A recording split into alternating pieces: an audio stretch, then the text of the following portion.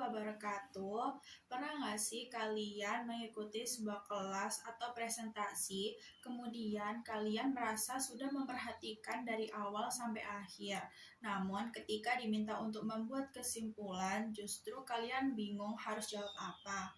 Atau mungkin pernah melihat teman kalian bermain HP, berbicara dengan teman sebelahnya, bahkan memotong pembicaraan ketika orang lain menjelaskan. Tanpa disadari, kebiasaan ini bisa membuat kita kehilangan banyak informasi penting. Padahal keberhasilan dalam belajar bukan hanya ditentukan oleh kemampuan bicara atau menyampaikan pendapat, tapi juga oleh kemampuan mendengarkan.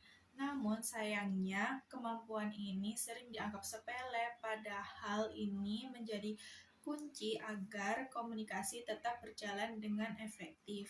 Sebelumnya, perkenalkan, nama saya Sofyan Nuraini dari program studi akuntansi di Universitas Internasional Semen Indonesia.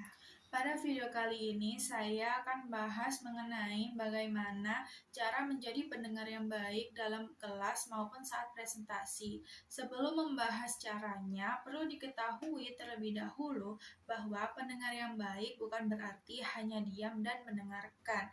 Namun, pendengar yang baik adalah seseorang yang dapat memberikan perhatian penuh, memahami pesan yang disampaikan, serta menunjukkan sikap menghargai pembicara.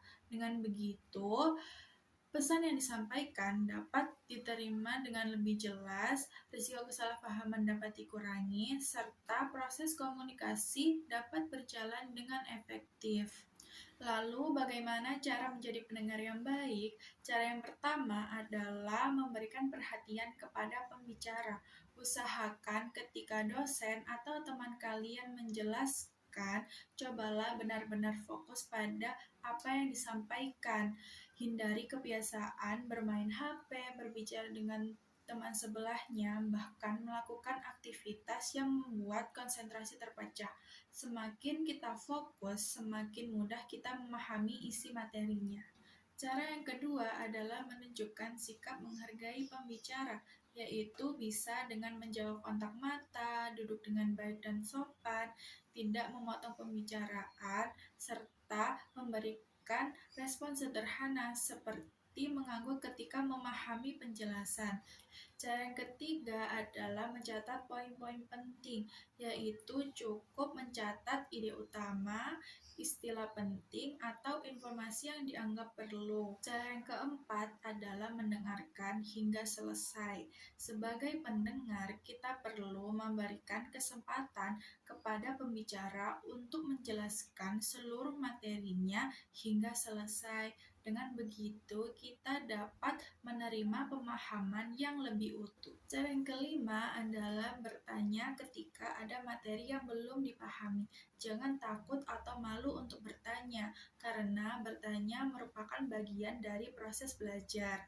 Dengan bertanya, kita dapat memperoleh informasi yang lebih jelas, serta terhindar dari kesalahpahaman.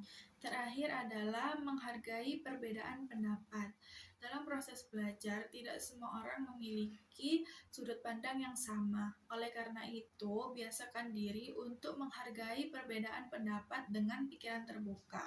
Lalu berikan tanggapan dengan bahasa yang santun dan tetap menghargai pembicara. Dari pembahasan tersebut dapat disimpulkan bahwa menjadi pendengar yang baik bukan hanya sekedar mendengarkan, tetapi juga memberikan perhatian, memahami isi materi, menghargai pembicara, serta memberikan respon yang tepat. Dengan menerapkan kebiasaan tersebut, proses belajar akan menjadi lebih efektif, komunikasi menjadi lebih baik, serta suasana kelas atau presentasi menjadi lebih nyaman dan lebih interaktif.